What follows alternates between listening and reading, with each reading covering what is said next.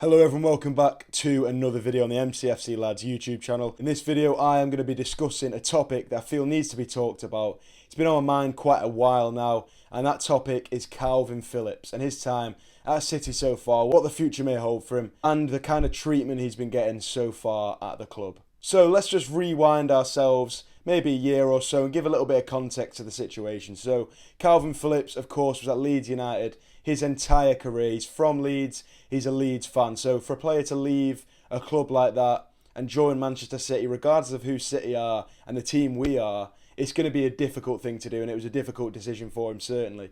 I personally still happy that 42 million I feel was a good deal for a player like Kalvin Phillips, someone of his quality in the Premier League, an English player too, in a pretty high demanded position. I think that's a good signing for starters. So I'm going to put it out there straight away. I think Kalvin Phillips, even now, is still a great signing. He signed a 6-year contract. That's 6 years.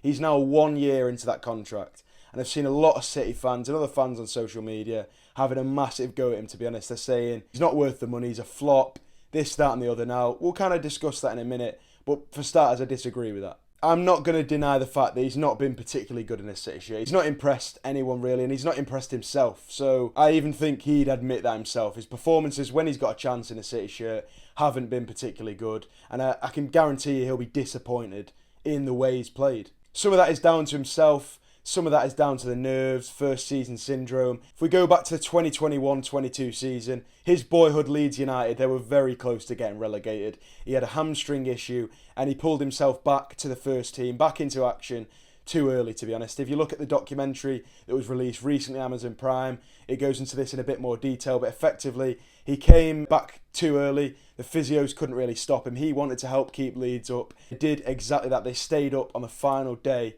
of the season away at Brentford, and he was a big part of that, one of the key players. That summer, of course, himself and Rafinha, another key Leeds United player, left the club, and now Leeds, a year on, have been relegated back to the Championship. Phillips signed a 6-year deal. He's just 1 year into that, as I've already said.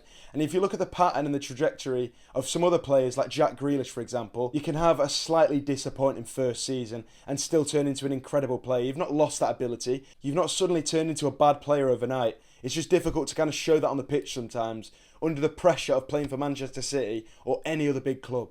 All players can have patches where they don't perform to the highest level. So as I just mentioned, he came back to play for Leeds too early, to be honest. That was purely out of his passion for the club. And to be honest, it didn't help him at all. It meant that he wasn't in his peak fitness when he arrived at City, and he carried that into his early training sessions. He definitely wasn't as sharp as he could have been. And as I said, that's purely down to the passion he had for his former club. Then we get a couple games into the season. City have a friendly against Barcelona at the Camp Nou. It was a crazy kind of game.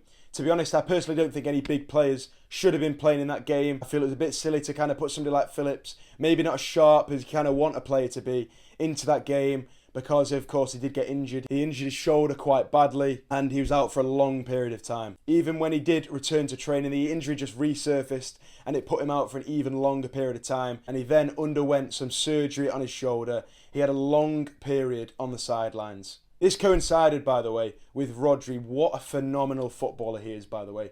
He was performing at the highest level. City as a team weren't even doing that well. I say that in a season in which we went on to win the treble, but if you look at that patch of games, we weren't too good. Then after the surgery, Kalvin Phillips, to be fair to him, did rush back from injury again. With help from the physios at City, he probably put his body on the line at times, and he really wanted that England call-up for the 2022 World Cup in Qatar. No one can blame him for that. That is one hell of an opportunity to represent your country at a World Cup, and the call-up did come. He did feature a couple of times at the tournament. He wasn't a particular key player like he was in the 2021 Euros, by the way, in which he won England Player of the Year. But, you know, he did make the tournament, he did play in the tournament, and England did reasonably well. But unfortunately for him, when he returned, again, he wasn't too sharp. Pep Guardiola was slightly frustrated with the way in which he returned. He wasn't overweight, but they were the words Pep Guardiola used to describe him in a press conference. He effectively was referring to a target weight that a player has. So every player will have a target weight that's optimum for them staying injury-free, playing at the best level they can.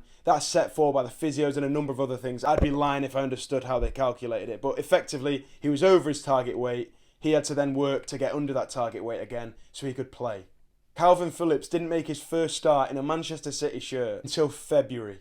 That was 8 months after he signed for the club. That is very frustrating for a player. It was an FA Cup tie against Bristol City, and personally, a 3-0 win. I thought he played pretty well. At the point Kalvin Phillips made this start, City had just started what went on to be a 12-game Premier League winning streak. With Rodri at the heart of that midfield. City used one defensive midfielder as well, so there's no room for two. Rodri was undroppable. This guy, every game, was performing at the highest level.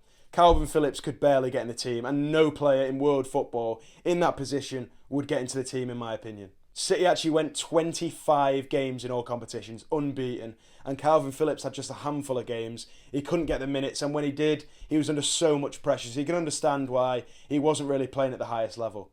Rodri, however, cemented himself week on week in that position, and it was at a point where he was almost the first name on the team sheet. To share a position with Rodri is probably one of the hardest things you could do in world football today. So for Kalvin Phillips to not get too many minutes, not get too many starts, it's kind of just unlucky, but I'm sure he was working hard in training every day. Trophies aside, this was a season of frustration, injuries, and a lack of game time for Kalvin Phillips. But pre-season comes along and he was in training a week before any other player, getting ready, trying to sharpen up ahead of the new season. To be fair, you can only respect that. We played Leicester, Man City played Leicester, and I came on for like half an hour, but I was rubbish. And I can remember going home and I was just so upset with myself, started crying and stuff. And you can just hear what it means to him in that clip, and you can see why he started pre-season early. He wants to get back fit. You also got to remember, getting used to this system of one of the most tactical managers ever, if not the most tactical, is very difficult. Pre-season comes along, we've had a few games. In my opinion, you can't use pre-season to judge a player at all. People look sharp, people look sluggish. But at the end of the day, it's just to get people fit, get people a few minutes in the legs ahead of the new season and try out a couple of new things. That's all it is. It means nothing. I've seen people slandering him, having a go at him, saying we should sell him, calling him fat. I've heard it all. Because you'll become Man United if you start having a go at players when they perform badly in one pre-season game. He played 45 minutes. The new season's going to come along. He's going to get more game time. He's hopefully going to be injury-free. And in his second season, hopefully, we can see a better Kalvin Phillips. With luck on his side, I think he's going to be unreal. So that's why I'm going to make the prediction. Kalvin Phillips is going to have a stormer of a season this season. I definitely want to hear what you think about this situation in the comments. I cannot believe people saying we should sell the player. There's no way he'd want to leave. There's no way City would want to get rid of a player that we signed one season ago that's been riddled with injuries. Not down to his own fault, to be honest. He's definitely going to bounce back and be a far better player next season as well. So make sure you let me know what you think in the comments. Drop a like as always if you enjoyed, and subscribe if you can. Also, we got some of these little treble stickers on sale now. If you want to get them, mcfclads.com, or the first link in the description. They're selling fast, so make sure you get yourself some. I'll see you in the next one.